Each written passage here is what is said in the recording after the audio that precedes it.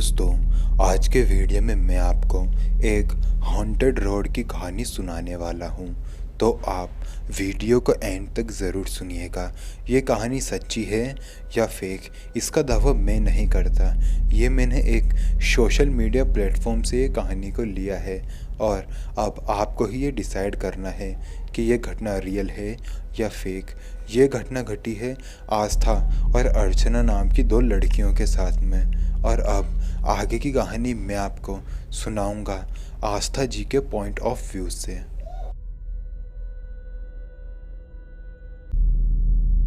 मेरा नाम आस्था है। आज जो घटना मैं आपको सुनाने जा रही हूँ वो मेरे साथ मणिपुर के एक छोटे से गांव में घटी थी। उस गांव में एक रोड था जो कि हमें शहर से जोड़ता था। वो रोड हमारे बहुत काम का था। हमारे सारा व्यापार उसी रोड से होता था। उसी रोड से हम लोग शहर में जाते थे और शहर से वापस आते थे।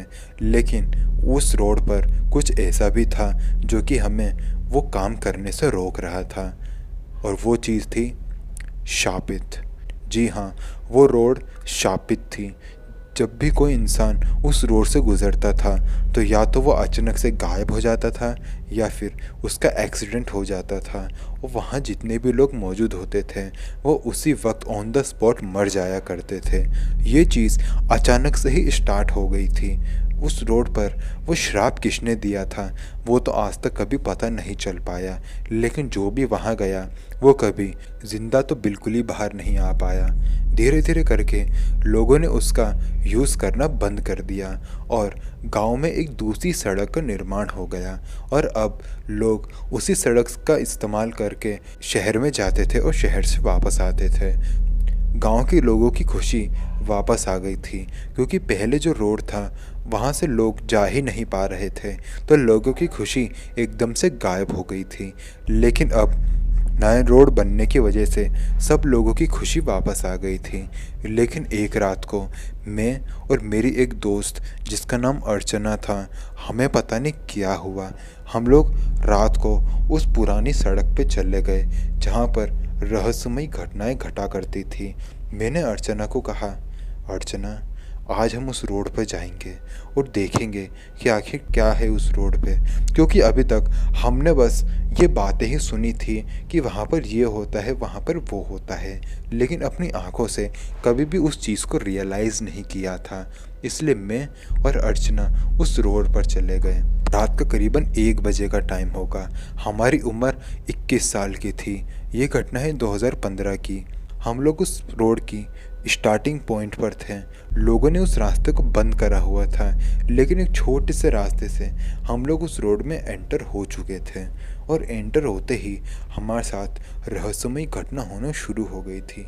इस वक्त हम लोग उस रोड पर खड़े थे जहाँ पर लोग दिन में भी जाने से डरते थे और हम लोग रात में वहाँ पर थे। इतना बड़ा बेवकूफ़ाना हरकत हम लोग कर रहे थे, लेकिन अब रोड में हम लोग आ ही चुके थे तो हमने सोचा कि क्यों ना थोड़ा आगे बढ़ लिया जाए।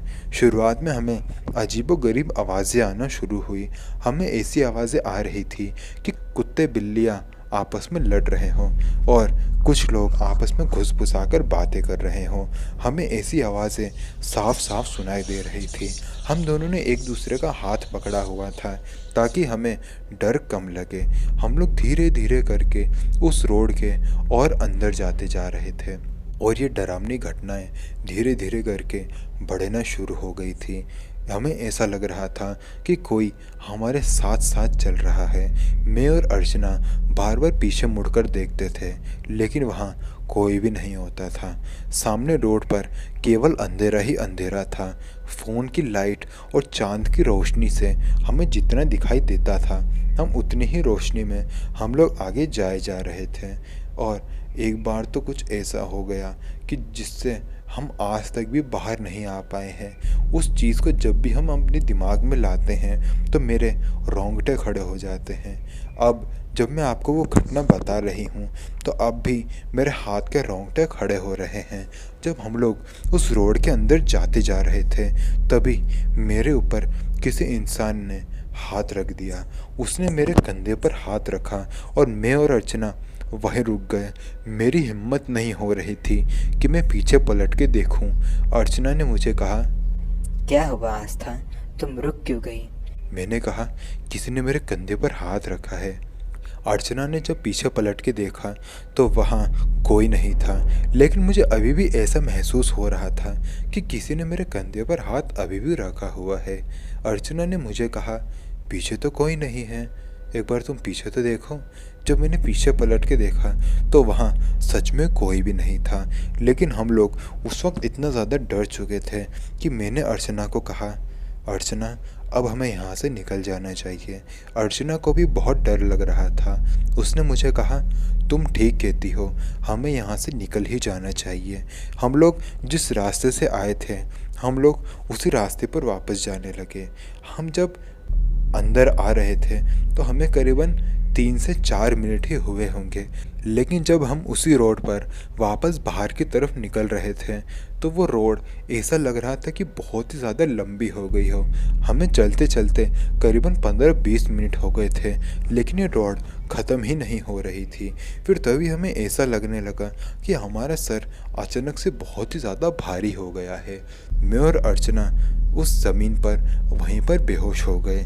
मैंने अर्चना को अपनी आंखों से मेरे सामने बेहोश होते हुए देखा था और उसके बाद मैं भी बेहोश हो गई थी, ऐसा मुझे लगता है, क्योंकि मुझे भी उस चीज़ के आगे का कुछ याद नहीं था।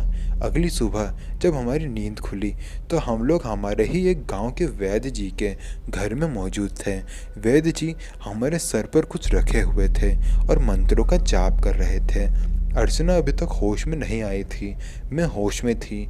मैंने वैद्य जी को पूछा, वैद्य जी हम लोग यहाँ कैसे पहुँचे? उन्होंने मुझे बताया कि उन्हें रात में यह आभास हो गया था कि कोई अनहोनी होने वाली है। वो जैसे ही उस सड़क पर आए तो उन्होंने हम दोनों को बेहोश देखा और कुछ काली परछाई हमारे शरीर के आसपास मंडरा रही थी।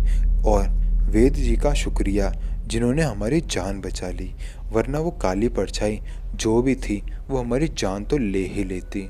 और हमारे साथ जो कुछ भी हुआ ये हमने घर पर नहीं बताया है, आज तक भी नहीं बताया है।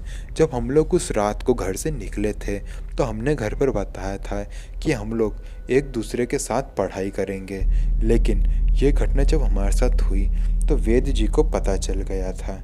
वैद्य जी को हमने कहा, वैद्य जी ये घटना प्लीज़ किसी और को मत बताइएगा, वरना वो लोग हमें बहुत डांटेंगे।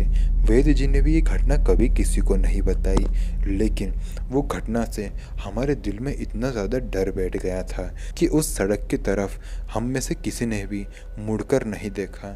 और उस दिन के बाद हम लोग कभी भी उस सड़क पर नहीं गए। वो सड़क आज भी वैसी की वैसी ही है और सुनसान पड़ी है।